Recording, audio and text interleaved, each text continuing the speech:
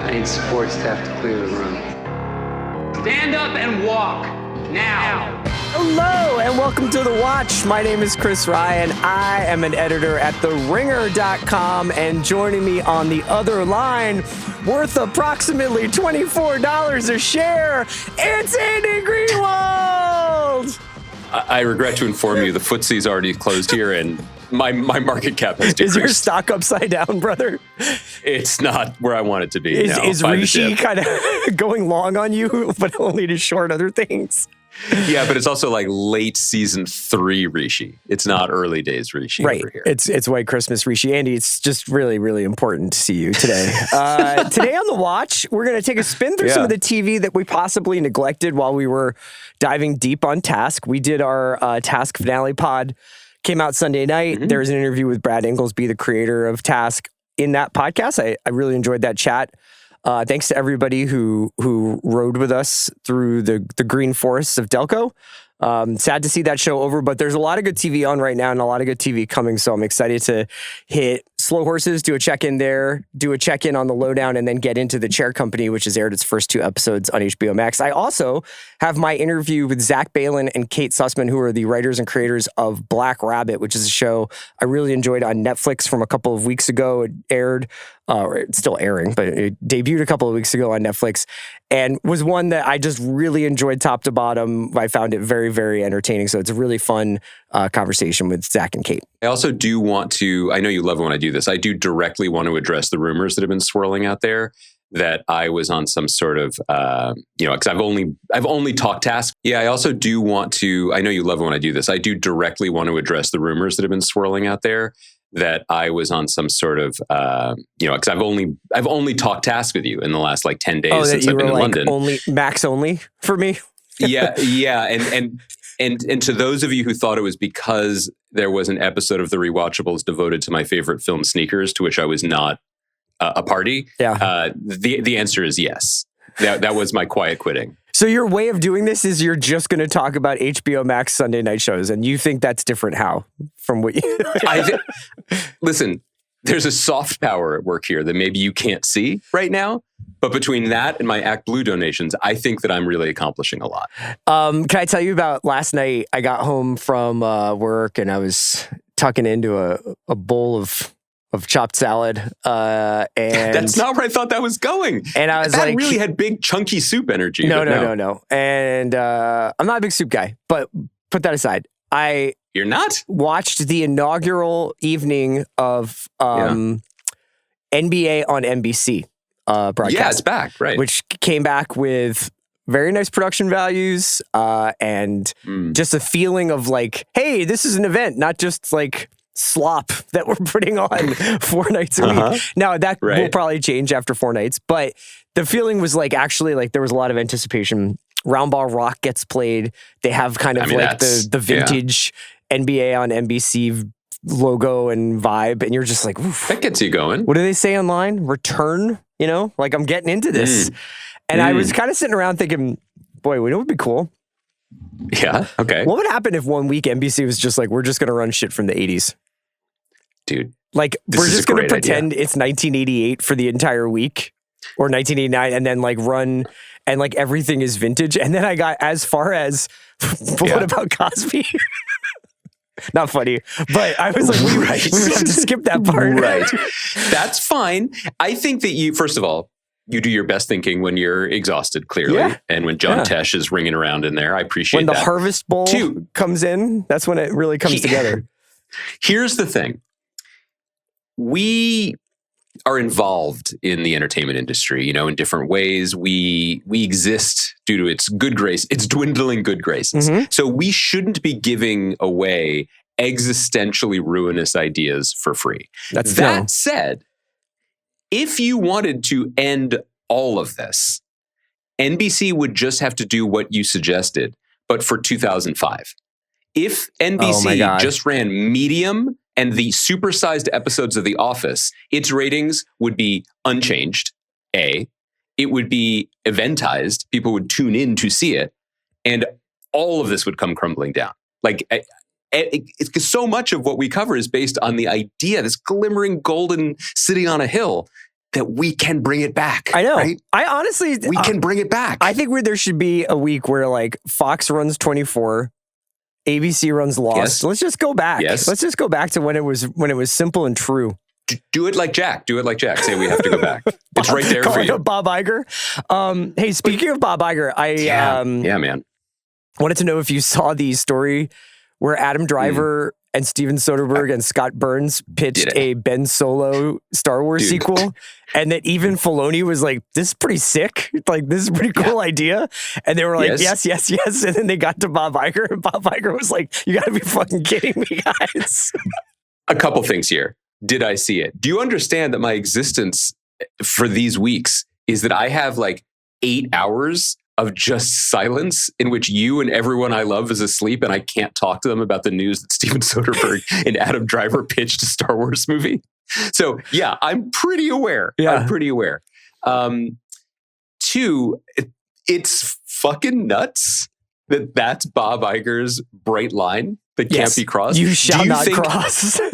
Like, do you think that there is any way we can do kind of like cross tabs reporting on what else was going on the day that came across his transom? Because like, was that the day that his wife Willow Bay called and was like, Bob, LAFC is too woke. Like, we have to focus on women's soccer. And he's like, right, just clear everything off today. And they're like, but sir, Steven and Adam, no, we can't focus on that today. No, like, it sounds like he actually engaged with the idea and was like, Ben Solo's dead, though. As if that has ever stopped anything in Star Wars before. Willow owns Angel City. I'm sorry, not LAFC. Yeah. It's a sister club, it's a great time out at the old ball yard. Anyway, yeah, I mean, well, first of all, we do want creative executives. I think that's spiritually not a bad thing. But of all the fucking things to get worried about, also, you've talked to Soderbergh on the podcast before, right? Yes. Like, I need a little more context to the actual tangible dream work product that exists. Because there's Soderbergh and our guy Tony G we're going to do. Yes. Right, or like he and Tony were going to do Bond, or they were going to do Star Wars. Like, there's so many dream projects of ours that exist, and every time they leak and it gets to the press, it's always like, oh, a draft was written. Mm-hmm. Like, is it a final draft? Is it a note? Is it a notes app? Yeah. Was it a fever dream? Like, it's so. Did you see what it was called? The Hunt for Ben Solo. Yo, that's the kind of that's name what my I came next up pod with. Is going to be called. Yeah. That's my solo pod. I told you about how I've also said this on the podcast that like it's the same thing. It's true. This is our time together. This is our me time. I want to say like 1983, like after Return of the Jedi came out, I was on the playground in, I guess, first grade. And my best friend was like, I'm in the Star Wars fan club. And I was like, that's so cool. And he's like, I get a magazine. And I was like, I want a magazine. That's awesome. He's like, also, they're making a 4th film. It's called Revenge of the Jedi. And I get to be in it. You can be in it too. What color lightsaber do you want? And I was like, this is the greatest day of my life. How fortuitous that I'm friends with you. And I came home with the same open-hearted spirit with which I love Task and said to my parents, great news. I will be in Revenge of the Jedi. Yeah. Yes. And my parents were like, Jedis don't seek revenge. They are wise tax collectors. No, what? No. They were like, maybe you should find other friends. Like, maybe this friend is a bit of a fabulist, as they say later. Anyway, I bring this up only to say that the hunt for Ben Solo is not that different than Revenge of the Jedi is coming and you could pick your lightsaber. I know. And Soderbergh's doing it. That's fucking crushing. Where of these shows would you like to start with the show that we haven't spoken about with the chair company? Would you like to check in on Slow Horses, or would you like to check in on Lowdown? I was going to say Slow Horses first. You're close to ground zero there. You're close to like the epicenter. What are the streets of London saying about this season of Slow Horses? My colleague at work here who lives at the Barbican said that she and her son were catching a bus outside the Barbican relatively recently. And the bus came, and then they started to get on it and then realized that everyone else on the bus was an extra because they were filming Slow Horses season 6. And because it was such a quiet morning, they hadn't even like shut down the street. That's how in the streets that show is. Okay, yeah, I want to have a conversation with you about this, and I'm glad we're having it after the penultimate episode. Yes, right? episode 5. So we'll do spoilers for season 5 through episode 5, through Circus. I have to confess to you and to our loyal listeners that I was dangerously wavering on my commitment to this show after episode 4. I was more out than I've ever been on a show that I am just essentially consistently in on. And I was shaken because you came out hot. You were like, I've seen the season. It's the best since the first one. That's what I think, yes. So I let's chop it up because, and here's what I'll say. And I'll also foreground this by saying episode 5 was much better, I thought, and brought me back into the fold. So I'm not saying this from outside of Slough House. I'm saying it from within. Sure. Yeah. You've come back in from the cold of Spies Do sometimes. I thought that there are 2 issues at play here. Neither of them are problematic for a long-running successful TV show that's a good hang. So let's all understand that, okay? But at the end of episode 4, when Ko descends a rickety painter scaffolding, causing a Rube Goldberg-like hijinks event when a paint pot, and by the way, everyone's like, oh, in England, they drive on the left and they say flat. The weirdest thing is their devotion to the word pot. Like you can go to Pret and get a protein pot. Get a granola pot. Could I have a pot of sauce with that? As opposed to bowl. Or cup. Yeah. Or a side of. Gotcha. Yeah, so paint pot, I was like, I'm in my bag. I know what they're saying, even though it sounds weird.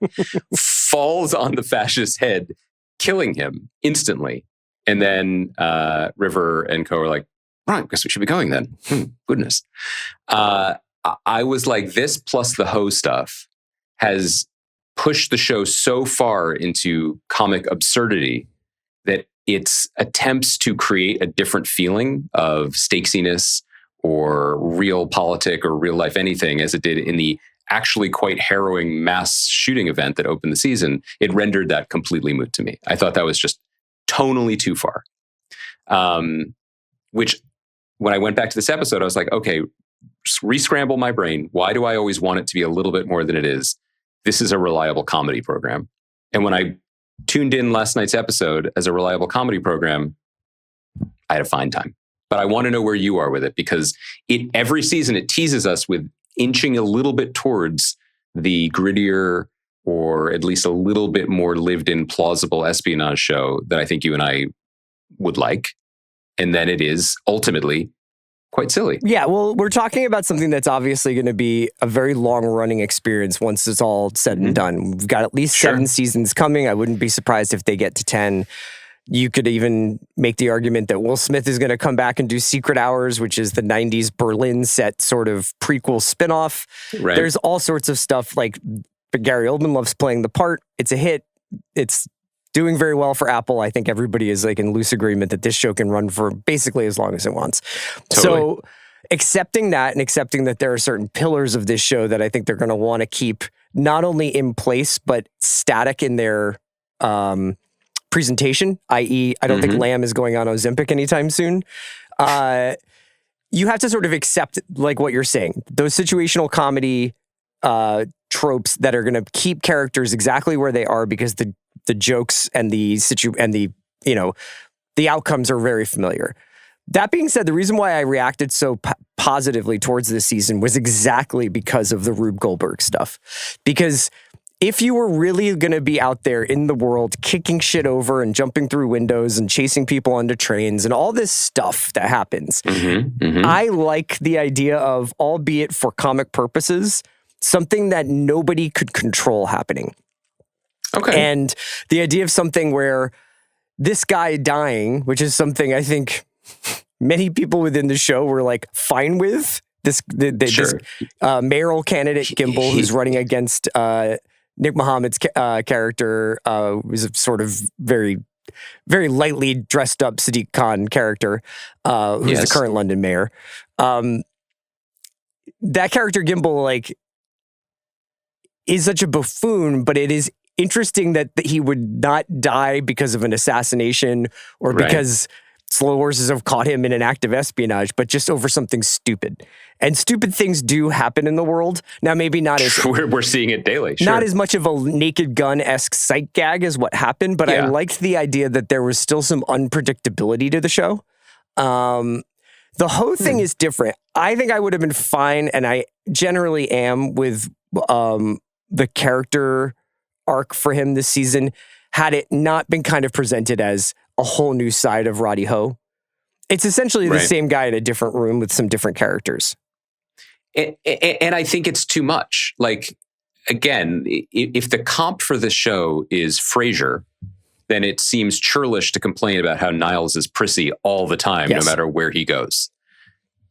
And the best moments of the show, moments that I was praising effusively in episodes 1 and 2 of the season, are just incredibly sharp, rewarding instances of pure situational comedy. The writers, in this case Will Smith, knows these characters so well. You put them in any circumstance and you just let them write themselves almost. They bounce off each other. It's sparkling. It's funny. It's familiar. It's comforting. It's good. I think the sort of shocking thing is, and again, like, it's a comedy and it's broad and it has its own tone. And these are things that I celebrate. But like, there's a moment in I think in this episode where they're like, oh no, just River is like, well, we're going to be fired from MI5. And I'm like, it's fucking insane that MI5 is paying Ho and Ho. Like, you're paying these people. Yes. Like, and Ho is acting like someone who's not even on Earth. Ho is acting like someone who is beamed in from an episode of Family Guy next to Kristen Scott Thomas. It's just, it's loving his thing so much that I think the larger project starts to wobble. And then similarly, there are just some odd choices that I think, maybe they're not odd. I think they're telling us more about the show. You mentioned Nick Mohammed, who is, I think, he's a comedic actor. He's on Ted Lasso, I believe. He's well-known here in the comedy scene. All due respect to him, he is not a plausible political figure on an hour-long television drama. He's not. But he does not have the charisma or the weight. If they would call it an hour-long television drama. Okay, sure. Yeah. So that's telling us something else. And then that's telling us something that doesn't jibe with the opening of the season. It just sort of, I think the reason I'm bumping on the season is because it laid down an interesting marker. And one of the things I love about the show, and we've commented on the past, is that every season it tries on a new pair of clothes. And that in and of itself is great. So next season, new book, different vibes, possibly different cast. Super into it. Last thing I want to bring up that is kind of a criticism that I'm curious your take on. Gary Oldman's performance of this is timeless. It is a classic television character brought to life by one of the best actors of his generation. I don't have any problems with it. That said, I do feel... No, more, in fact. Let's lean more into it. I was glad this season, at least, he actually started using the toilet, and then that became a plot point, you know? Like, don't tease me.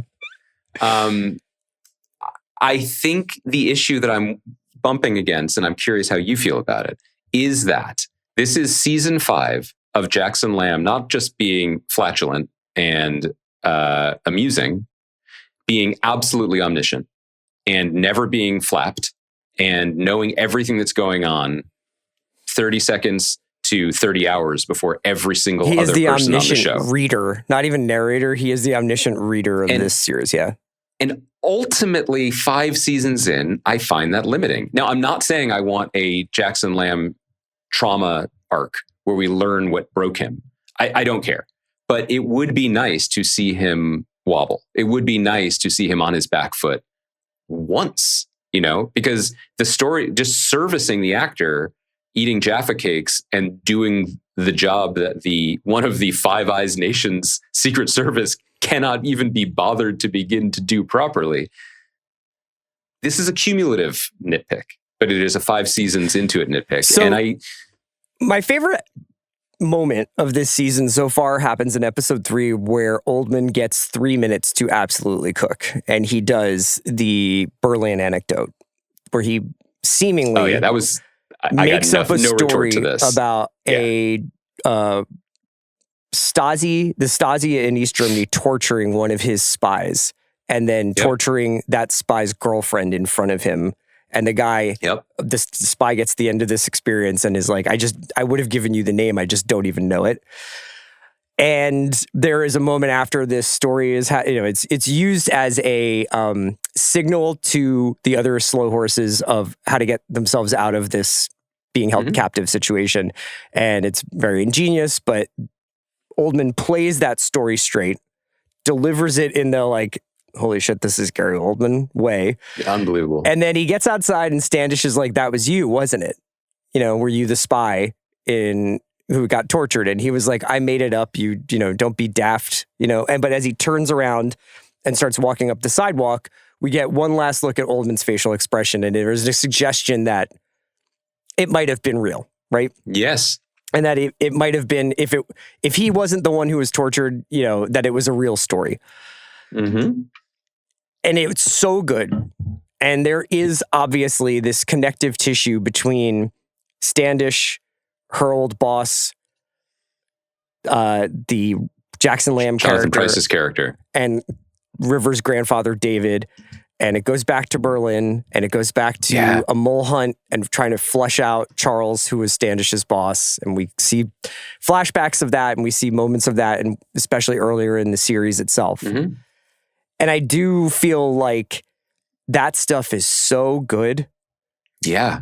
That you kind of want just a little bit more. You just want like a little bit more, not necessarily of my trauma arc or black and white flashback, but why is Lamb so cruel to Standish? Why is Lamb have such a complicated relationship with River, where he seems so dead set on punishing him, but also acknowledges keeping him close. He keeps him close. And I think that one of the reasons why the show kind of took off immediately for me was its willingness to kill its starlings, quite literally in the first season. And it's not that I just want a higher body count on slow horses, but I do want a higher narrative body count. So I agree with you on that part. The thing I think that the show gets right this season is the compression of both time and space. It is a London thriller. This is taking place over a matter of days. And it really does feel like these people are racing against a clock and paired up in these very interesting ways this season that I think is just so repeatedly entertaining over the course of the series. What is Flight's deputy named? Devin. Devin. Devin got out to Heathrow pretty fast. And I don't know if she took the Lizzie line or what, but I did bump a little bit on that. Like this is me watching this show is us watching Collateral anytime in the last 6 years. A little bit of that. But I asked Michael Mann about Collateral traffic. He was like, no, it's possible. I was like, I did it. LAX to downtown, 20 minutes. Rush hour, come on. I mean, they say in the 80s there was less traffic. Not that the movie was set then. I think that's well said. And I think I missed some of that flavor from these most recent seasons. I think that, for me, in my taste, the River's dad is a supervillain storyline was not the version of a secret history looming over all this that I was interested in so much. I just think there were small things like James Callis, who plays Claude Whelan, the smarmy first desk, is just cooking. He great. Embodies this part. It's a great part. It's been great seeing him do more. Yeah, he's so amazing in Battlestar, so it's really great to see him pop up here. Oh, right. That's one of your favorite shows. You love Battlestar and you don't like soup. These are just the things that you just toss. Just don't eat pennies in a fountain. Food. Yeah. If I could have soup for every meal, I would. Every day. Okay. And I could have my blue lightsaber for Revenge of the Jedi, and I would just be I'd be a happier guy. Anyway, the Claude thing that I wanted to say is I know it's just churlish to be like, I wish this, I wish that, but he was front-footed for so much of this week's episode, and sort of putting himself into the fray, running Terra the double as an honey agent. Trap, all of that. That was nice to see. And I just wish it wasn't out of the realm of possibility for this show for him to have a shred of capability. That it wasn't his involvement in it was the tell that they were just getting cooked. And I just wish the show wasn't so committed to Lamb good at everything, Whelan bad at everything, Taverner cross about everything. I think those that there are is the three it's almost more helpful to view this as like an extension of Iannucci than it is an extension of Le Carré. I totally agree. And so what I'll say is in Veep or in The Thick of It, it's like there's Malcolm, who's better at everything than everybody, and then there is a bunch of twits around him. And you're like, how is this the British government? But it is, you know? And the same thing for Veep, you know? So let me then just extend the Iannucci analogy, the E-analogy, just slightly, to say that Iannucci left his own creation, Veep, after the first few seasons, and it is one of, if not the only successful showrunner transitions. You know, whenever this comes up, I say West Wing actually was pretty good when John Wells took over. So there are very few of these. Now, it is not the same because it is not someone completely different. I forget the name of the guy who's taking over, but he has worked on the show. I think he probably comes from roughly the same coaching tree. But I'm going to devil's advocate. It. Maybe it's good to have a different voice in. Now, I know that we're adapting books by Mick Herron, and so it's not going to deviate. But maybe new showrunner will have slightly different take on something or a different interest in something, and it might just be a different flavoring in the stew for season 6. Yeah. And not to change it, but I wouldn't mind. It's really interesting that you're having this reaction to this season. I thought, I know that the Rube Goldberg thing in 4 is really not your bag, or it needs to be a different show for that to be your bag. You know, like that idea of like, isn't this a bit funny? Let's just trot off now. It's just the same emotional beats for me, for them to stumble out, not knowing what they're doing, fuck up, and then have Gary Oldman be like, "You fucking donkeys." But I've also been coordinating this so that I protect you the entire time. Just give me a different rhythm. Speaking of rhythms, let's talk about Lowdown. Yeah, hell yeah. Because this is a rhythm that I can dance to, that I am pretty locked in. And I think that, so you're current with this show through last night's episode? One of my favorite shows of the year. And I think is getting to that point where I'm thrilled every time I turn it on because I have no idea what I'm going to get, even though I know I'm going to get a reliable feeling. So it almost becomes an album by a band that you've got a long-term relationship with, and you're just like, I know it's going to sound awesome and I'm going to like it, but I have no idea where they're going on this one. And so you have an episode like 5, I believe it was. I can't remember the name of it. Maybe it was This Land or something like that. The Dinklage, where Dinklage shows up and plays. Right, we didn't really talk about that. Yeah. And just gives a tour de force for like 45 minutes. And then the episode itself ends with the most harrowing, bracing, dangerous, scary possible like scene, which is Lee being arrested, driven out into the middle of nowhere, and then led through the world's scariest house party full of cops grilling, shooting guns, setting off bombs. And he's being guided all the way up to this like gazebo area where a shadowy figure is standing, watching over all of his Tulsa police officers partying and blowing stuff up. And it turns out to be Donald Washburn, Kyle MacLachlan's character. And Kyle MacLachlan has been playing this character slightly like, you know, like, oh, I'm just a political operator, buffoon kind of guy. Love to sleep with my brother's wife and just kind of try to make as much money. And he gets this new evil coat of paint at the end of this. He's the episode. devil. Yeah. It was fucking thrilling to watch that sequence. It's like a wonder, and it has the energy, if not the firepower of the Boogie Nights firecracker scene, except this is the rural outdoor version of it. Well, it's also confirmation of everything Lee fears and thinks, right? That there is a grand conspiracy between the political apparatus and law enforcement, and that this is sort of the manifestation of his nightmares, of his writing, of his work. These guys all out here way too heavily armed, militarized, and it's this just incredible end note to an episode. And I am here for both sides of Lowdown. I'm here for the J.J. Cale shuffling along Tulsa guitar part of it, and I'm here for the operatic peek into the American abyss part.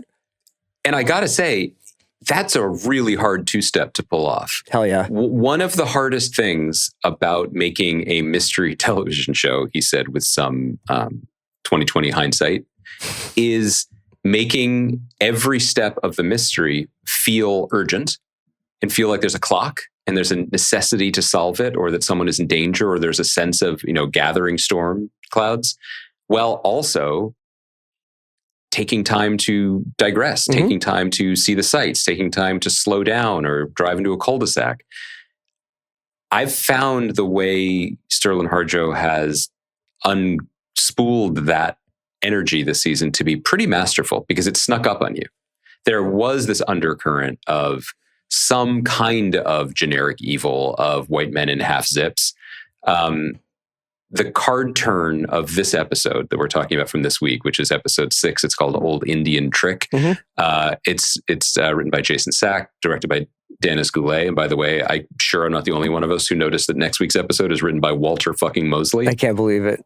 The next week is the penultimate episode, and then Harjo is back for the finale, Sensitive Kind, on November 4th. The fact that it's to your point, it is a conspiracy theorist discovering that there is a conspiracy. But a conspiracy theorist discovering that there's not a conspiracy, there's a historical obscenity.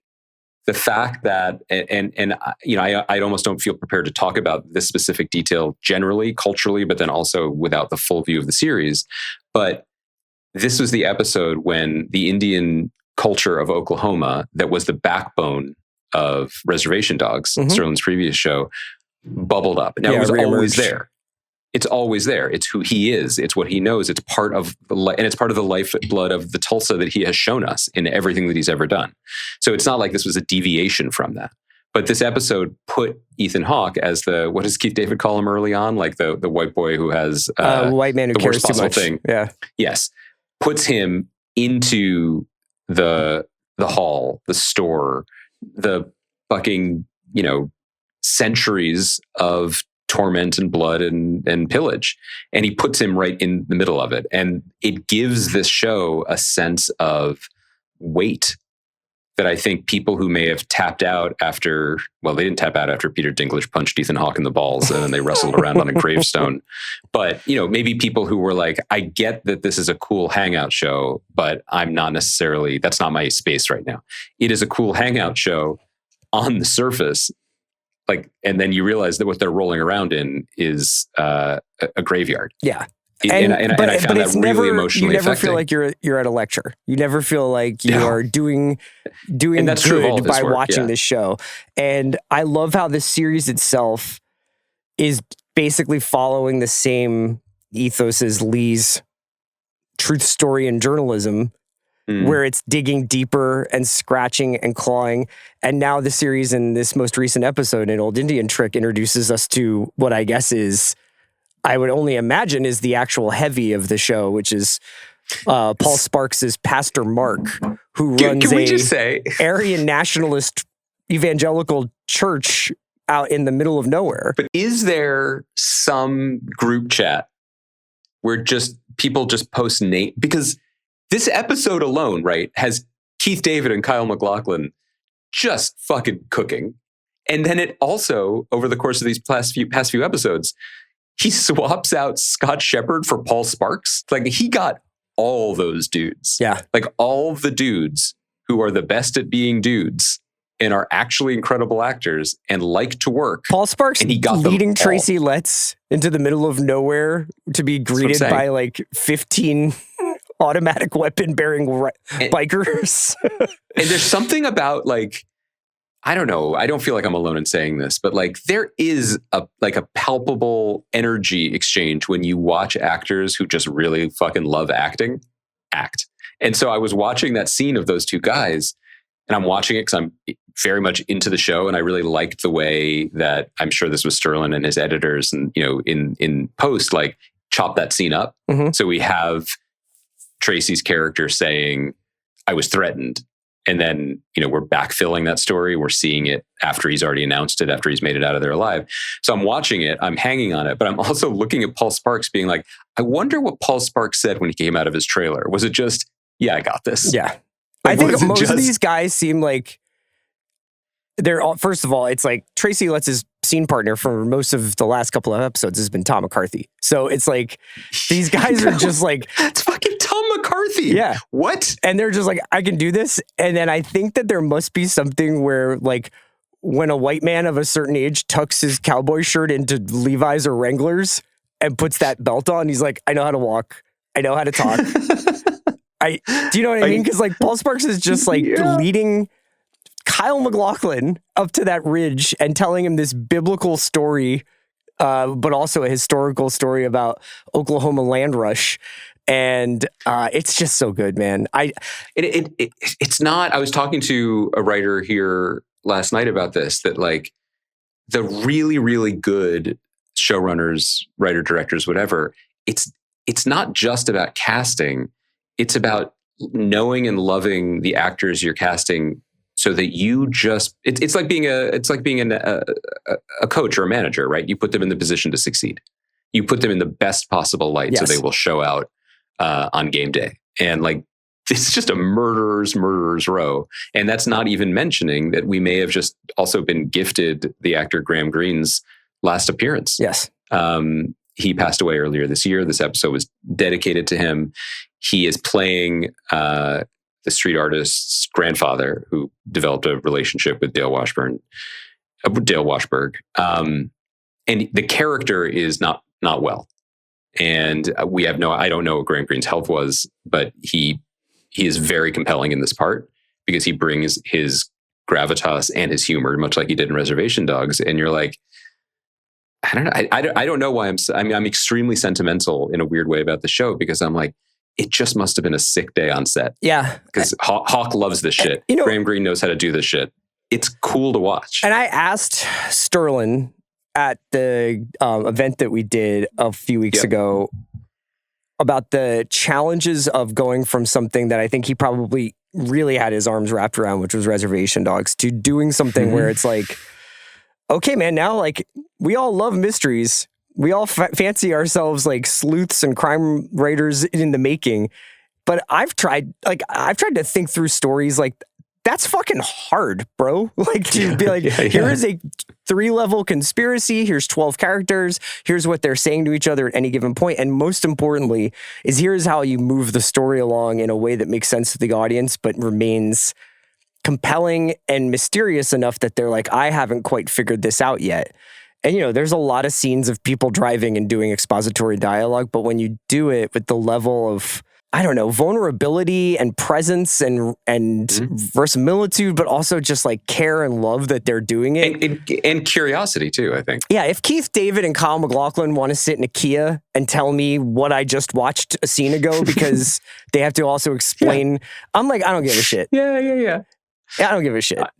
Kyle MacLachlan being like, that's why you get a broker, because you don't have to deal with crazy guys like this. He is great on the show. And as a longtime Kyle fan, like seeing him just get to play the heavy. Yeah, when Keith David's like, what did he do to you? Like, what did this guy? He's like, he's prying. But also he's playing a heavy without quotes around it. Do you know what I mean? Yeah. He's not like camping it up. He's not like winking. Too. Yeah. Did you ask Sterling about his decision, his some would say radical decision, to cast himself as guy sitting on a picnic table outside of a food hall? I had not seen that episode when we did the interview, so I had no idea. But yeah, nice jacket. It was cool.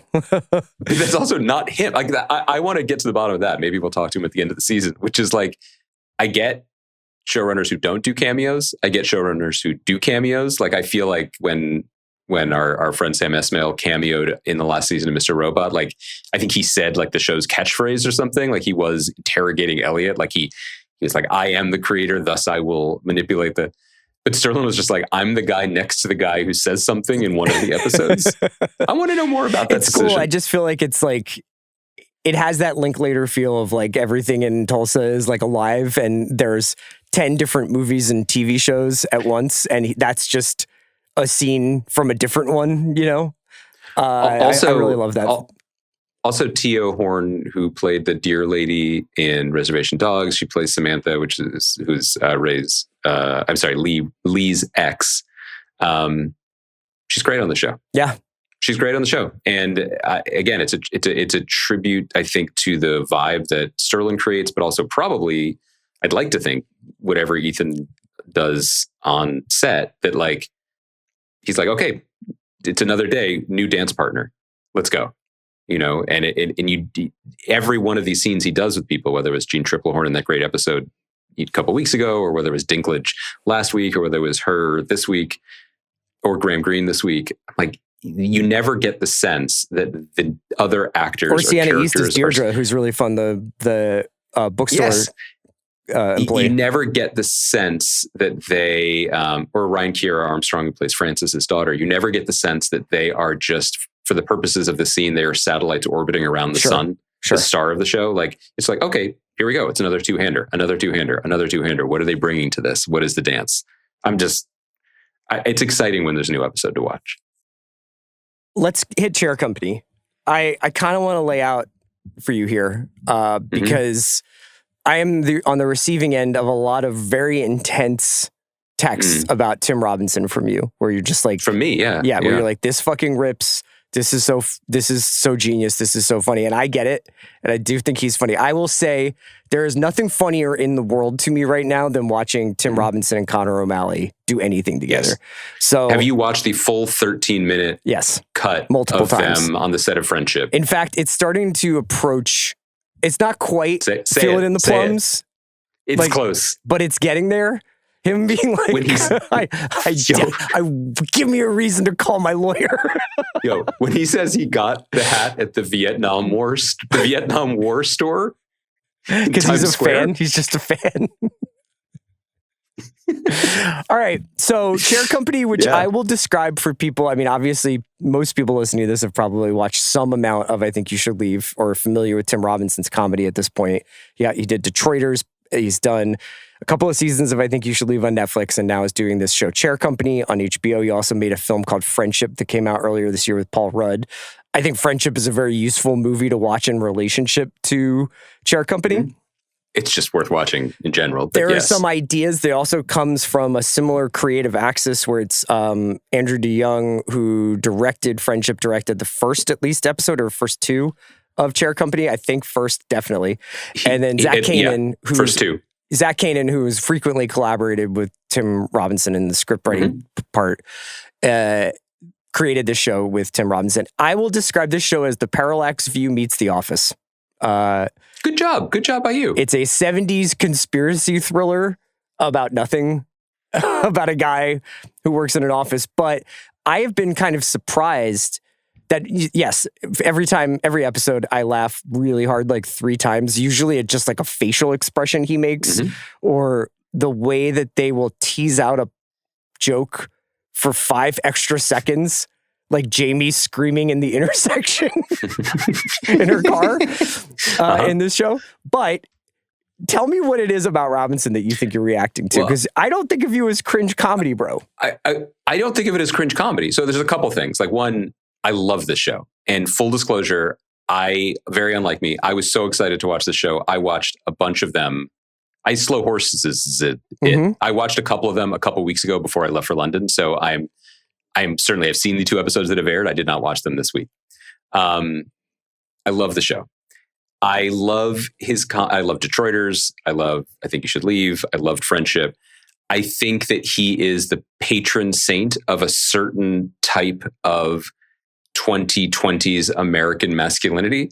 I think that there is a frustration and a desire for exceptionalism and specialness that just seethes from that swollen vein in his neck, and that everything he does, like Will Ferrell or Danny McBride in their peaks, and you could argue they're still in their peaks, I just find everything he does funny. It is what I also find interesting is that every one of those 2 other guys that I mentioned similarly have had a character that they play. And they have attempted over projects and time to stretch that character asshole. And see how malleable that character is. And Tim's doing the Upper Peninsula version of this guy. And it's not mean-spirited either. So when you say it's cringe, I mean, there's awkwardness, but like No. There's a weird sweetness sometimes to it as well. Friendship had some darker overtones, which were fun and welcome. But like Detroiters, the way he and Sam Richardson interact with each other and their business and the city is actually kind of sweet, even if it is also idiotic at times. But I think that the way that he's stretching the character and the curiosity with which he's stretching the possibilities and the horizons for the character, I find just very fascinating and compelling on an artistic level, because he's like, okay, it works in sketch comedy. Does it work in a movie? Yes and no. Does it work in a half-hour conspiracy thriller? Which is not a question I would have asked, and I certainly wouldn't have expected the answer to be a definitive yes. Like, I loved this instantly, and I could feel it in my bones. Like, he's playing the same guy. But, and is it Kate Mara or is it Lake Bell playing his wife that's out of his league? Sure. Okay, I get it. It's just, it's slightly different, but kind of the same. There is something... Here's what I wanted to say about it. When I watched One Battle After Another, I was like, I bet PTA fucking loves Tim Robinson. Because there is a real commonality, I think, in the almost aggressive absurdity of their humor and of their feelings about the role anger plays in American society. And I think that they are related as a project, like both of what they're doing right now. And there are elements of One Battle After Another, at least tonally. I'm not saying they're both masterpieces or whatever, but like tonally, there's something that is similar to me. Like Christmas Adventurers is I Think You Should Leave. Yeah. Christmas Adventurers in the service of a Thomas Pynchon adaptation that's also about the rise of fascism and being a girl dad. Maybe Tim's not there yet. You know what I mean? But there is something that is similar. And I'm just really excited to see where it goes, because as you said, the baseline is this is going to be really fucking funny. Yeah, the moment that the show really like kind of left Earth for me was when Ron Trosper, the character that Tim Robinson is playing, has finally hunted down Mike Santini, the guy who he seemed to think was hired by Tekka Chairs to warn him off of going too far down the rabbit hole. And like, he confronts Mike Santini, who fakes a heart attack. We didn't even say this. He's seeking justice because he had an embarrassing thing happen to him at work. Yes, I guess we should have set the show itself up. Yeah, so it's basically a guy who's working at a shopping mall design firm. He seems to be some sort of project manager or something. He gets a big opportunity to oversee the opening of a new shopping mall, even though nobody goes to shopping malls anymore. He gives this big presentation, and as he's going to sit down after giving his speech in front of Lou Diamond Phillips and everyone else, sits down in this chair, the chair collapses, thus setting off a chain of events where he is pursuing the corporate ownership, the ultimate responsibility. He wants to find out who did this to him at the biggest moment of his life. So he starts like emailing, calling. One night he is mysteriously attacked in the parking lot of his business by a not very intimidating Italian man named Mike Santini. He turns out to just be kind of a ne'er-do-well private investigator who has been hired by an unknown third party.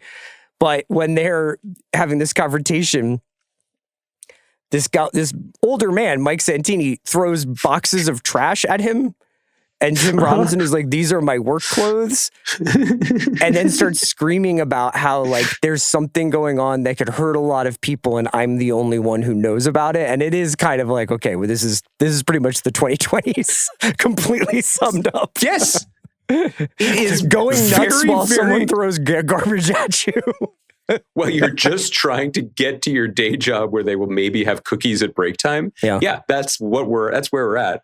I also like perversely as we are commentators on not just the shows, but on the larger industry.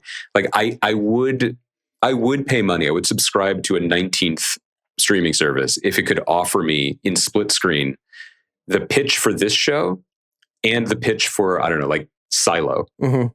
Like the pitch for this show is Tim Robinson being like, I sit on a chair, it breaks. What the fuck happens next? And then Casey and everyone and Amy and Franny at HBO are like, here's a bag of money. Yeah. Like a fucking Scrooge McDuck comic. Whereas with Silo, it's just like, okay, so there's this guy, but he lives underground. But Rebecca Ferguson, she's working on the gears. I saw like years ago. But I remember it was like all I remember is the most like far-fetched aspect of it was that like David Oyelowo and Rashida Jones were like deeply in love. Is that right? I found that very, very. But Rebecca Ferguson was just like maintenance. Yeah. And then she came to the fore when it came time to find out why they were really in the silo. You know what we should do? I think this would be, I don't know if this would be a releasable episode, but I do think I would enjoy it, is that if we had one episode where we let, I don't know who among the Ringer family, extended family of artists, keep up on this stuff, but like someone comes in and just talks at us and tells us about seasons 2 through 5 of Foundation, and then they cycle out and someone comes in and tells us about season 2, 3, and 4 of Silo. Do we talk, or is this just a recap pod that we're present for? I think it would be compelling if we're just like, we need you to you guys, I've seen season 3 of Silo. Fucking Kaya, you've been here the whole time. I can't do this pod cannot be a Tim Robinson show where it's just you and I listening. Then we kind of obviate the need for us. Kaya, what's up with the silo? No spoilers. Are they still in the silo? No. So you want me to tell you what's up with the silo, but not spoil it for you? Off air, I 100% do. I guess I just want you to, in a non-spoilery way, just vibe check on Silo season 3. Like, what are our hopes and dreams? I'll tell you this: there's not just one silo. What the fuck? I knew that. Did they rename the show Silos? No. These ideas are free. Greenwald, Wow. It's been great seeing you, man. Let's get into my interview with Zach Baylin and Kate Susman. They are the creators and writers of Black Rabbit. Black Rabbit premiered on Netflix a couple of weeks ago. Stars Jude Law, Jason Bateman as brothers involved in basically the explosion of their own lives as they try to run a restaurant in New York City. It features some great performances. I thought it was like incredibly dark and compelling in that Ozark way and utterly watchable. Zach and Kate were really awesome. We talked a lot about the writing of the show, working with Jason Bateman and Jude Law on these characters, and also just the restaurant scene, New York City, and how that inspired the show and how it plays such an amazing role in the show itself. So let's get into my interview with Zach and Kate. Andy, I'll talk to you on Monday, buddy. Zach and Kate, thank you so much for joining me. Yeah, thanks for having us. This is kind of how I would like to be doing Netflix shows, which is like a couple weeks after they come out, and people get to like watch them a little bit. It's always frustrating when it's like Black Rabbit comes out and then the first piece on Vulture is explaining that crazy Black Rabbit ending. I'm like, guys, it's 1 hour. Like, I haven't even alive here. I wanted to talk to you first about the tone of the show, because I wrote down some of this, gun violence, robbery, dismemberment, drug abuse, sexual violence, financial skullduggery, and suicide. I find this show to be like one of the most fun shows I've watched this year. And how do you guys, when you're writing this, balance, like, for the lack of a better term, entertainment value, but just like this, like almost compulsive watchability of the show with all the heavy material that's in it? We started first with like those two guys, you know, and that relationship of what Jake and Vince, or Jason and Jude, were going to go through, and what that arc was going to be was like very cemented from the conception of the show, I think. And so I think that we wanted to try and see if we could make this sort of operatic family story, but then also, we talked a lot about things like Uncut Gems or State of Grace, or Before the Devil Knows You're Dead was a huge reference for the show. And just like, could you tell a really emotional story like that, but then also just like keep your foot on the gas of the kind of like knives that are getting thrown at the guys the whole time. And so in the writer's room, I know that was like a constant challenge that we were like talking to everyone about, is sort of just how can we maintain the balance of the like emotion and groundedness of that relationship, while at the same time trying to just like get a sense of like inescapable both propulsion and like trauma for these guys. And we weren't trying like just like hearing all those things. I was like, God, this sounds terrible. It's also restaurants, it's like there's love, yeah, there's tenderness, parenthood, yeah. No, I think we didn't set out to like want to see or make anything really violent, and I think wanted something that felt very grounded, but also kind of imperative. Like what are real world stakes that could feel dangerous enough, but like in, the realm of possibility. We talked so much about Michael Clayton, which, in that movie, Michael Clayton owes $70,000. And like, that's a real number that you can like, so we kind of started with that premise, like, how much does a restaurant make every night? And so what would be a reach for Jake to have to make? How much could, Vince's character have lost in a bet? Like really sort of making sure it seemed believable, but also heightened just enough that, kind of chaos ensues from what they've done. It's got like it's got basically the narrative rhythm of what addiction kind of feels like, where you're like, I'm always just about to get my head above water and then I get swamped again. Like that kind of feeling, especially for the Vince character, where he's just like always like, the salvation or like getting out of it is right there and he can't help but like either his past comes back to get him or he does something that swamps him like that. It's like very, very perceptible. It's so to hear the actual numbers and that was something you guys were thinking about is really interesting. Well, we talked a lot about like when we were finding, Jude's apartment in the show was a build, but it's a replication of an actual apartment that we had in our location. This guy Paul Eskenazi, who was a Succession's location guy, who was amazing, who found in like Soho, Tribeca area. And then we were like, okay, what does this place actually cost? How could someone like Jake potentially afford it? What would that rent mean for, his earnings at the restaurant? I mean, we got really deep and tried to like really be quite accurate about just the financial like challenges and hurdles of living in New York and trying to put on the kind of face that he is putting on. And so I remember early on we were like, I had written in that Jude was going to drive this like a 86 beat up Targa or something. And we just spent a lot of time. We're like, that car is actually like, even a shitty one, that's like you're going to spend $60,000 on that car. And we're just like, this guy can't afford that. Right. And that Jaguar that he drives, it looks great, but that's a $6,000 car now, right. He stays fixed up or whatever. Yeah. So it's like, I think we wanted to sort of make sure that we felt like all that stuff was both plausible and that you had the sense of like reaching for something that was unattainable, but that these guys could at least manifest some of it, And that idea, like you lived in New York, I wonder if you felt like this. We like started out our career there, so we were always like, how much does that guy's apartment cost? And like, how does this person always have a new like outfit? And like really being like super interested in like the face that people were showing and like what's the, like Anna, the bartender, like what's her like apartment look like compared to Mel, the hostess, whose like parents support her, and just like kind of thinking about who are these different people in the city who, like where do they live? How do they present themselves? Because we had been totally obsessed, with that idea. I mean, I remember my job, like when I moved there, I was working at Kim's on St. Mark's. Yeah. And we would get paid. I mean, sorry, Mr. Kim, if I'm revealing your financial secrets, I don't think so. But like it was, we would get paid minimum wage in a check, and then we would get paid cash under the table for the additional amount that we were owed. Yeah.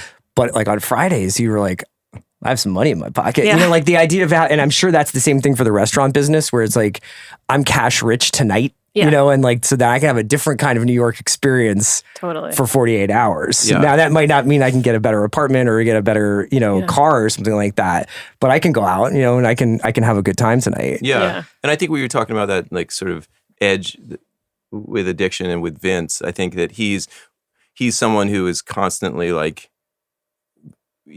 he on the edge of winning, and it's either he's always blaming other people for the mistakes that he makes or the situation that he's in. I mean, when he, in that first scene in Reno where he runs the guy over, he like takes the guy's keys and he's like, this is your fault. And then later his father says that same thing.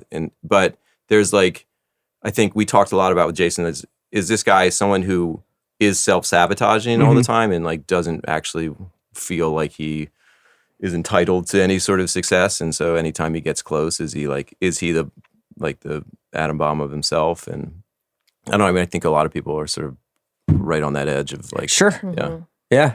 In terms of like you mentioned the sort of having that uncut gems, devil knows you're dead feel to it. How hard is that to pace? How hard is that to stretch out over the course of 8 hours and probably more, and then figure out like, here are the beats that we have to have like a breath. Here's where we really want to ramp it up in like the last act of an episode and going into the first act of another. And you have these flashback scenes that I think are really effective and really kind of deepen your relationship to the character, where sometimes flashbacks can be like, okay, but like this is like, you're really seeing these pivotal, amazing moments in these guys' life together. And those were really rich. So how do you guys go about constructing any given episode? I mean, I could grab one at random. Like one of the Laura Linney block in the middle of where it was actually my favorite part of the season. Mm-hmm. I think just also because like that's where you're kind of like midair with the characters and really like anything could happen. So just tell me a little bit about putting together an episode in terms of pace and tempo and kind of like what you're going to do to a viewer. Maybe I'll talk broad strokes and you can talk more specifically, but we always knew, like, you know, Uncut Gems was this big, like, inspiration for us, but we knew you couldn't have 8 hours of that experience because there'd just be too much to kind of withstand and kind of too much. You felt like you were like locked in that vestibule for 8 hours. You're turning that off after like 3. So we knew we kind of wanted to build up, you know, that idea of the robbery and that being like the first episode of the show and something that we're building up to. We knew that we wanted to climb up to that point and kind of earn the buy-in for the characters and establish this relationship. And then we kind of knew that we wanted the final 2 episodes to be just an all-out like kind of chase movie. And we knew that those were going to be like the most intense and the like where the wheels have fully come off. So we started to think about like,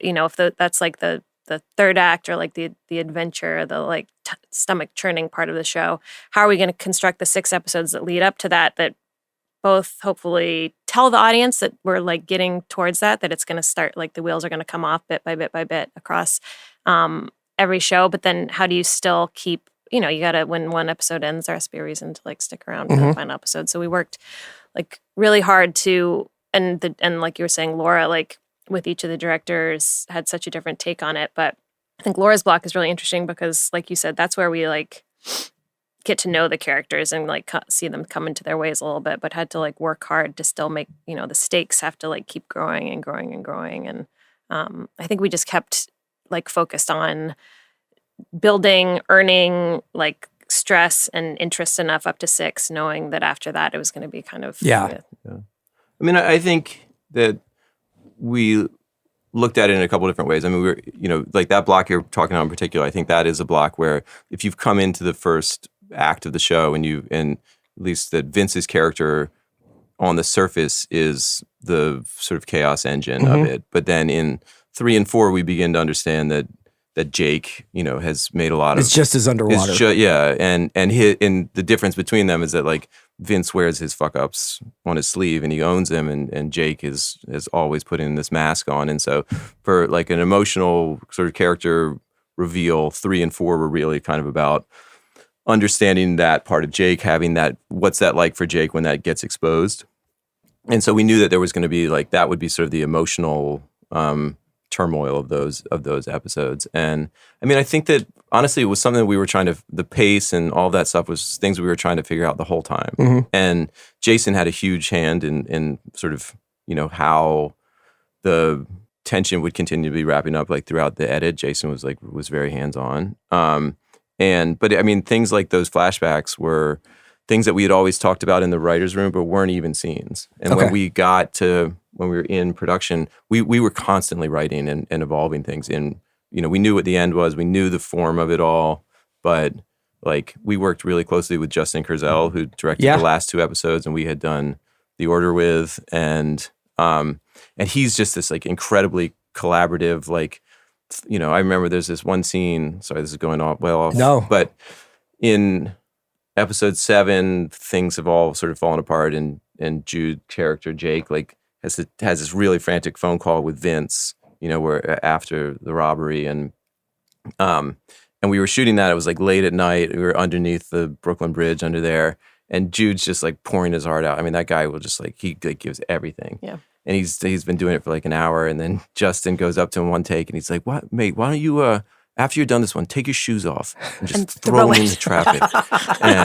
and Jude just looks at him and he's like, all right, cool. Yeah. Let's do it. And it was this amazing, like it didn't end up in the show, but it like, I think the whole production sort of had this feeling of like, if someone has a good idea, let's just run with it. And let's try and see if you can, you know, if it's additive. And so even those flashbacks, those are things that Kate and I wrote like pretty late in the production. And we came to like the idea that the band came from this Playboy magazine, and that was like, you know, that was something that we had sort of were kicking around, and we're like, how can we get this in the show, in the series? And we had gone to Erica Kay, who was our line producer, was like asking us, where's the name come from? And we sort of told her this story, and we're like, oh, do you think we could build the kid's bedroom from, you know, do you think we could have like Vince watching Robin Bird late at night? And it was a constantly sort of like additive process, which was really exciting, which you can't really, in a movie, you can't really get a chance to do. Well, I like the flashbacks also give the Vince character this different shade, because that's a point in his life where he still has a little bit more confidence and a little bit more, maybe it's starting to fall apart, but I was rewatching the scene where Jake buys him out.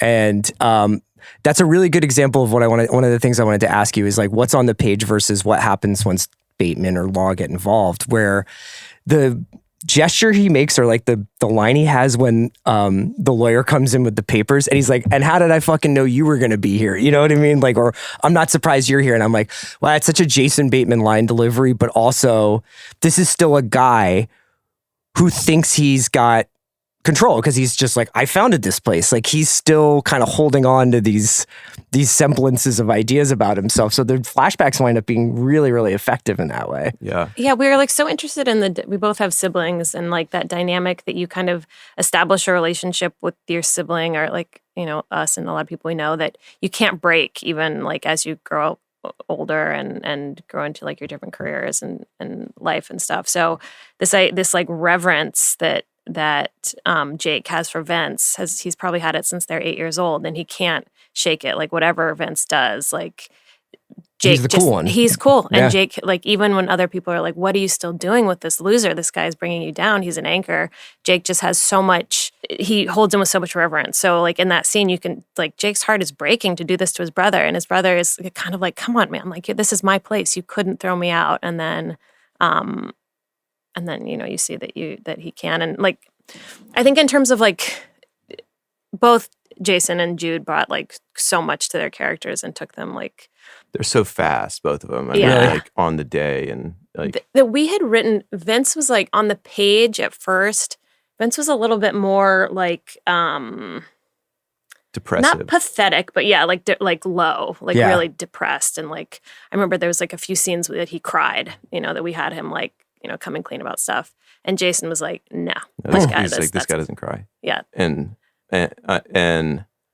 so we saw, you know, the first day that we shot was the day of Vince's opening in Reno in the parking lot. And like Jason brought such a like indignant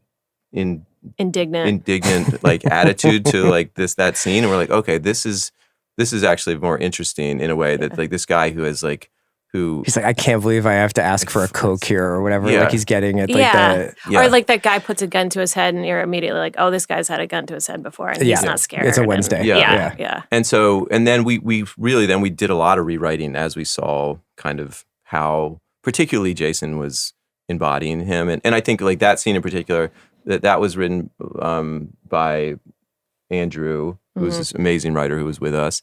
And I remember that line that he's like, I can't think of it exactly, but where he like basically is like, you know, was like, what happened to your finger? Yeah. And like Andrew wrote that, but then Jason would just has this ability to sort of jump in and add a little something on top of it that makes it either incredibly disarming or incredibly assaulting. I mean, in that scene, I know it's not scripted when he like yells at Jude and he's like, hey, like that on the day in the room, that was frightening. Yeah. And everyone was and so I think that there was a lot of flexibility on set of like, we want this thing to feel natural. And I think there's a lot of times where one as a writer, like you put something down and you're like, you get really beholden to her. Well, that's what I was going to ask about. To like a line or a phrasing. And this happened to me like early on in my career, like when I was working on King Richard, like I had written that script and I was like, no line in this thing can change. And then I got on set. William Goldman. Step off. And then I got on set and I was like, I got really lucky and I was very good friends with Ray, the director. Sure. And we were constantly rewriting on set. And Will is like quite a talented improver. Yeah. And you're like, if you want the thing to feel like real life and not a movie, then I think you have to be available to see where it's going and to allow like an actor to have some flexibility, unless you're like, I think there are amazing writers who probably can put it on the page, but I feel like that the actors who we've had the best experiences with, like John Bernthal, Will, Jude, who've worked with a couple times, Jason, like, they add a lot. And if you're available to be there with them and be like, okay, what, how can this be better? How can this be more naturalistic? Can you say it with less? Like, and also when you realize pretty quickly that they're, obviously all of your scenes have like an intention or like, there's a point to every scene. And so as soon as you start seeing people do it and they're changing stuff, but are adhering to like, what's the point of the scene or what's like the change that's going to happen in the scene? What's like the fuck up they're setting up now? As long as you're like, this person still gets that that's the intention of the scene, that they're still going to hit that, then we can like have fun with everything else. As long as we like this one point or this one idea is going to get across, let's do it in any way that feels natural. And once like we started seeing Jude and Jason obviously like they're so smart about, storytelling and that, you're like, okay, so what we're supposed to do here. So if these lines don't totally match up with what we said, that's great, And, I think people generally, like when they hear about even just the word might not be appropriate for this, but the idea of improv, like they think of like Will Ferrell movies and they think of like Judd Apatow or Adam McKay yelling like alt lines from behind the camera. And it's just like, we're just like trying to find the funniest thing. But like what you're saying makes a lot of sense, that this show feels so alive from one character down to the 14th character, which is another thing I want to ask about. But like, you can tell like there was still the sort of connective tissue between original intent, screenwriting, and maybe these people being like, these are nightlife guys. Like these guys are talking for a living and like making deals and trying to get out of trouble. So like it's got to feel like kind of, as it goes forward, like Kate was saying, like a lot of things wanted to dismantle, so that like by 5 and 6, the camera begins to move in a different way than it was early on. And by the time you get to Justin's episodes in 7, 8, then it's like it's handheld and we're on the street and there's very minimal lighting. Camera's and like behind the action. Trying to catch up. I mean, Justin was like, to the frustration of our like operators sometimes would be like, point the camera over there. Yeah, you'd be like, start looking this way. And Ari would be like, what's the blocking? He's like, you don't get to see the blocking, Who's Ari? Ari was one of our like amazing camera. God, that sucks. And I remember the first day with him, we were in a subway in New York, which was always just a dream. Like we're going to get to shoot in a subway. And we're like, it was just like a simple thing of like Jason running in there. And yeah, it was so funny. Justin's like, we're going to go over to he's this. Like, you look over there. And he's like, actually, the first time that he was shooting, we were on like. Is this the subway towards in the last time of the last phone call he makes in the subway? Okay. Yeah. And before that, we were like on Essex Street, which is where we shot, where Anna has her scene with Roxy on the bench. And then we come back to that at the end of the show. And like Justin's first thing, like these guys were like wheeling out this huge light. And he's like this kind of big, imposing Australian guy. And he's like, put that shit away. And immediately everyone's like, okay, this is going to be a different block. Does that allow you to be a little bit more run and gun when you're out in New York City? Like what was the sort of challenges of, because, like it's been a minute since there's been such an authentically New York show like this that also isn't, SVU aside and the great Law and Orders aside, but like it's just like you're going into every nook and cranny and shooting in these extraordinary places. I imagine it's helpful to actually not have a ton of stuff that you're bringing with you. We got like really lucky. I mean, there was never a world in which we didn't this show wasn't going to shoot in New York. It's like so much about the city and, you know, our experience there and like the rich tapestry of New York City. But I think we got lucky that our Black Rabbit was one of the earliest shows to come back up after the writer's strike and the SAG strike. So I think not only did we get like an incredible crew, because a lot of people had been, you know, weren't working, and we kind of got our pick of department heads and everything. But I think the city like really opened itself, was like glad to have production happening again. I will say, like, to the credit of Eric, our line producer, and our locations manager, like, we heard no like 0 times. Like, we want to shoot on the Brooklyn Bridge. Like, sure. 10th Street Bass, sure. Like all these places that were kind of like bucket list places that we had been and hung out. We're like, we want to shoot there. And we like never really heard no, which was incredible. And then is that on when in one of the Laura Linney episodes, there's the zoom out and Bateman's on the phone. Is that against like Peter Cooper, but it's on the East River or something? Like he's in like a kind of walking. That's episode over the 5. Over the FDR. Yeah. So that's like on. I think it's on 6th Street. Oh, okay. Going across the FDR to like where those tennis courts. I was like, this is incredible. Yeah. It was so funny. We were supposed to get coverage of that shot, and Ben Siminoff, that was his episode. And he like shot that whole thing, and he was like, well, we don't have to cover this. This is great. Yeah. Looks amazing. But I mean, that was, I think sometimes like it seems very simple and it's one shot, but like that took a tremendous amount of infrastructure. Yeah. But then there are things like getting to shoot at the pool room, you know, like those were enormous logistical like operations. But then some of the stuff like, you know, at the end, there's a lot of driving things in New York, which is very challenging to do, especially on a TV. I can't even budget, imagine. Like, you know, driving across the Brooklyn Bridge or the Jake's sort of race out to Coney Island, which in some ways we just kind of times just put a camera in the back of a car and had it with Jason and Jude in there, and we got like one take and the car broke down. And so in some ways there was a very independent spirit of making this show.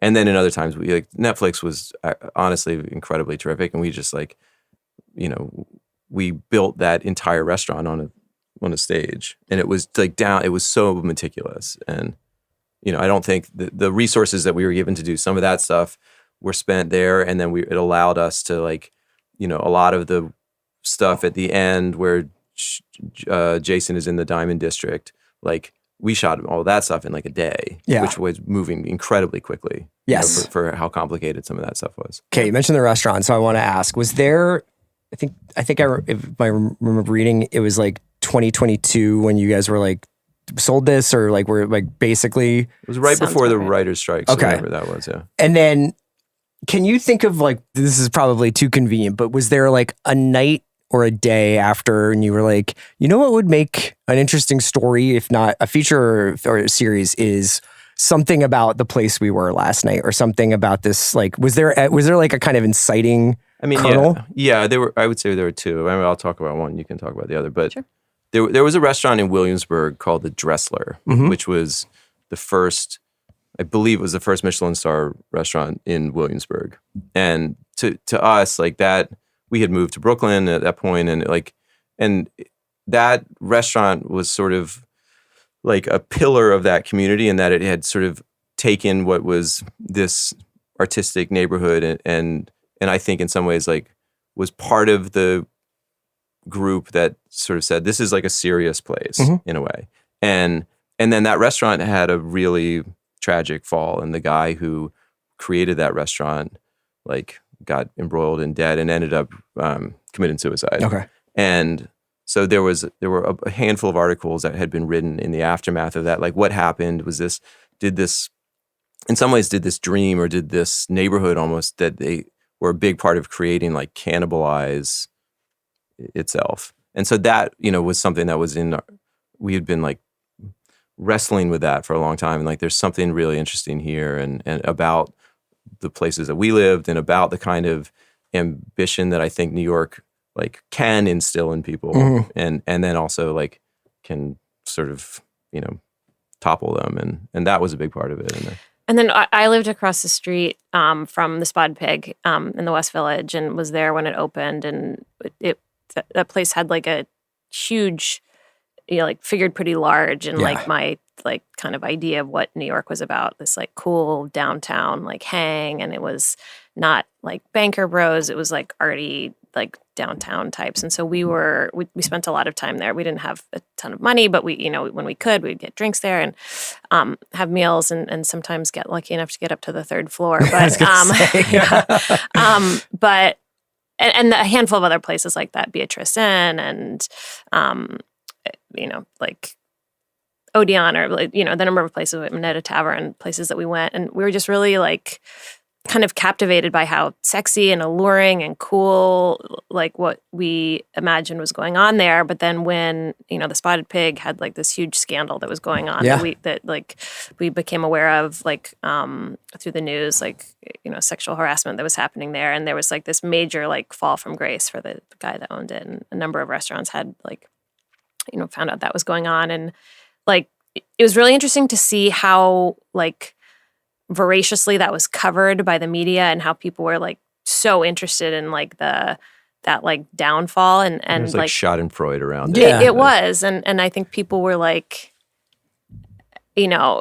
seemed more shocked than maybe you might have been had you spent time there, because you could have maybe pieced together that this was like, that something was up there. But just really liked the idea that like what the show that happens every night there that's so alluring and intoxicating, it is like often like so different than what is actually happening at that place. And so I thought that was a like really rich place to just as like a background or as like a place to set a big story of like somewhere where what the presentation is and what the show is not what's actually happening, and like reflects a lot about the brothers. One of my favorite recurring images in the series is Jake in his tank top getting like, getting up on, like he has like a cot in the office or whatever. And it's like, this is essentially his life, but it's like, you get to see the wizard behind everything. And he's like, yeah, like every night I put on this show, but then at the end of the night, like I'm basically like, it's not glamorous. Pretty lonely guy, who's, I think I know somebody in a restaurant business who once told me it's like taking out a mortgage every single night. And, you think about like, oh, you take a mortgage out on a house, like that's one thing to do 5 times in your life. Like imagine every night you're like, this is either going to be great or I'm going to be in jail. Like, Well, that's like someone said when we took on like about show running that it's like being beaten to death by your dreams. Yeah. And I think that's sort of like how like what we spoke to a lot of restaurateurs, that sort of same idea of just like, it's kind of like why everybody goes to New York though. Yeah. Right? It's like to have that feeling. I love the way the restaurant that Black Rabbit is conceived of, because like Spotted Pig, both the allure and also like the frustration of the city is like there's always that other room, and there is always like the thing that you can't do, and it's so fun to be like, I can't believe I'm just like hanging out and Jay-Z just walked by, like this is weird. It's like, but then you're like, but I'm not up there, you know what I mean? And I don't even know if it really used to bother me because I was in my 20s and early 30s, but it was definitely something you're always aware of in New York, is like, the people who cut the line. Yeah. Yeah. There's always like a rope that you can't get through. Yeah. And I mean, I think for like those guys, they like, wanted to create the place so that they could be inside of it. And that's just like, I think is a way which a lot of New Yorkers like try to circumnavigate that, is like, well, if I can't get in your party, I'm going to create my own. Yeah. And I think like, there's a scene in episode 2 where like Jason's character, like, there's a flashback where he walks him through the like bowels of of the restaurant before. Sure. And he's like talking a lot about like Mars Bar. Yeah. which was a place that we spent like a lot of time. Sure. And then he's got a library t-shirt on at some point. Was that for library for the bar? Yeah. Okay. And then upstairs in the 3rd floor of the restaurant, I can't remember if we really ever see it, but if you ever went to Mars Bar, in the bathroom at Mars Bar, it was like this, it's disgusting, but it was like all graffiti. And then, so they like replicated that wall up in the 3rd floor. And I think that idea that you could like try and like, I mean, the false idea that you can try and replicate something from your youth in that way, and that it's gonna turn out well. Yeah. I think is a lot of like what the show is about. I think I read in an interview you guys did with, I believe it was like Creative Screenwriting or something. It was a screenwriting site talking about taking nightlife and shooting it during the day and showing what it's like during the day. And some of my favorite moments are those guys walking around. Like, I think there's one scene that looked like it was in the meatpacking district, but maybe it was down by Essex or something like that. But like these like daytime shots of what it's like to get ready for a life that happens entirely at night. And I was wondering if you could talk to me a little bit about whether that was entirely creative, or is there also like a production solve there? Because it's like, we don't have to do as many night shoots if we're having a lot of stuff happening during the day, and that these guys are all running around the city trying to get their life together. I think part of like the stress we wanted to show for Jake is it's kind of like a 24-hour thing, right? You have your job is at night, but then just wanting to set up like how much work it is to run a restaurant. He's like, sleeping there a lot of the time. Roxy's at the market. Yeah. Yeah. So I think we were sort of interested. And then like, not to mention like throwing a kid in the mix. It's like kind of a, something that you like can't do forever. And so we were interested in that. Like, what is like, how do you grow up and still have that job when you're 20 and 30? Maybe that's okay. And you can just kind of like grind like that and it's okay. But we liked, for someone like Jake and someone like Vince, 50, like the wear and tear of that really starts to get you. So I think we wanted to sort of separate those different like times of the day and how they're operating. And then also just like, at night when you see Jake, he's got his jacket on, his shirt on, and he looks great. And during the day, it's like, this guy like does not look great. Barely keeping it together. He's like, he's crumbling. And I mean, I'm sure there were some production considerations, but a lot of times, like, when you're writing, like night stuff just seems so exciting. Sure. And especially like this show, the world of the show is so much about night. And then when you have to ask the whole crew to do it, and you have to like get Bateman out there. And then it's 3 a.m. and you're like, can I switch the other night scenes to daytime scenes? Run across the bridge during the day. But I mean, I think also like I worked in production for a really long time, and it was like in the art department and PAing, and I remember just like there's something about being in New York where you're like either you're working the graveyard shift and you're ending your day, and like the sun's coming up. And like the next shift is coming in, and like people are opening the shutters on their stores, and there's just like this, it's just a constant handover of like whose city it is throughout the course of like any day. And I think that like that was really interesting to sort of to try and show a little bit of.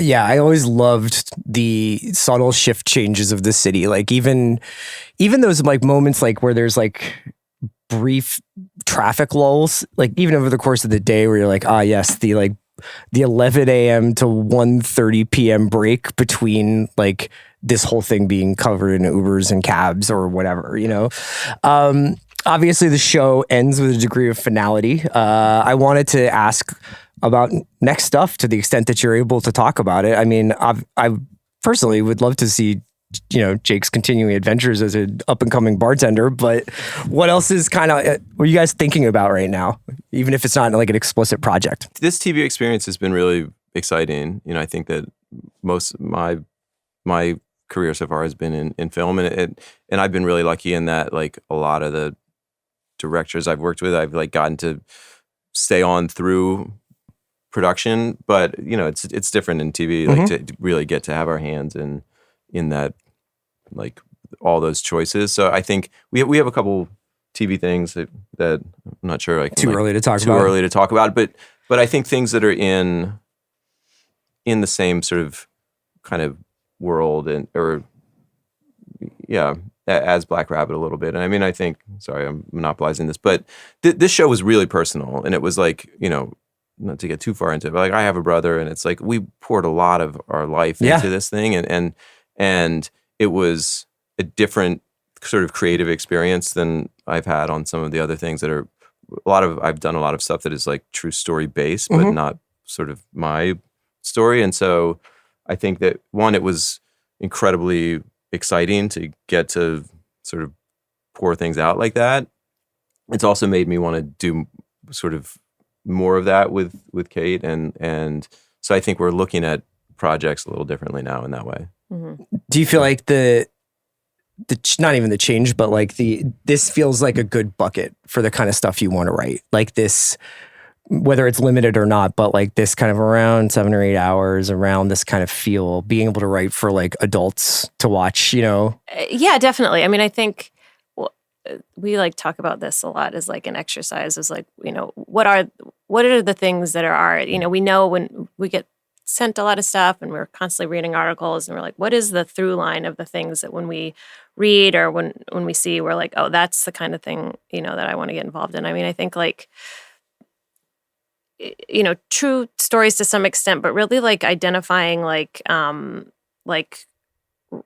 real emotions and real drama, but being able to portray it in this kind of like theatrical way. Mm-hmm. So like, you know, a family drama that feels like a blockbuster, like that the emotions and the stakes are so high and so not heightened, but so dramatic and so life or death that they get to be portrayed, you know, in this like kind of big way, and working with great filmmakers and great actors to portray real identifiable people making identifiable choices on like the worst days of their life. Yeah, exactly. And just like, you know, I like watching, you know, heightened stuff too, and find that interesting. But I think where we thrive and where we're most like invested in characters is seeing things that you can, you know, identify with emotions and identify with people's choices that they make, and or that, the like, bad choices they make. Yeah. And I mean, I would just add to that. I think it's like, what we think was very exciting about making this was like how dense you could make the story. And I think that can be challenging for the audience, because you're actually asking, like, we did not want to make like a second screen like TV show where it's like you could fold your laundry while you're watching this. Like we wanted it to be like, if you're willing to pay attention, like there are going to be a lot of reveals, and there's going to be a lot of sort of the denseness of storytelling was really exciting. And I think that that's something that we want to continue doing. But I also think that's like challenging. I don't think there are that many places that want to or willing to like invest in that. And we had tremendous resources on this, and I don't know that we'll get that again in this kind of way. But I think wanting to make that kind of like labyrinthine story is it's just really cool. Exciting. I mean, I don't want to keep you guys, but it is one of those shows where the actual physical setting and the environment that the show is placed in perfectly reflects like the plotting and also like the characters' interiorities. So that was like always like the thing that I loved the most about this show, is that these people felt like New Yorkers, but it felt like something that was like a lot of the things that happen in the show can only happen in New York. Like there's only a subway system like that in this city that works this way, or there's like the traffic is like this, or like all these things that kind of like really impact how these people behave. So I just really, really enjoyed the show a lot. I loved it. Yeah. Thank you. Thanks. Kate, Zach, thanks for so much for coming by the watch. Thank you so much. This was a real pleasure, man. We're huge fans. Awesome. Thanks so much.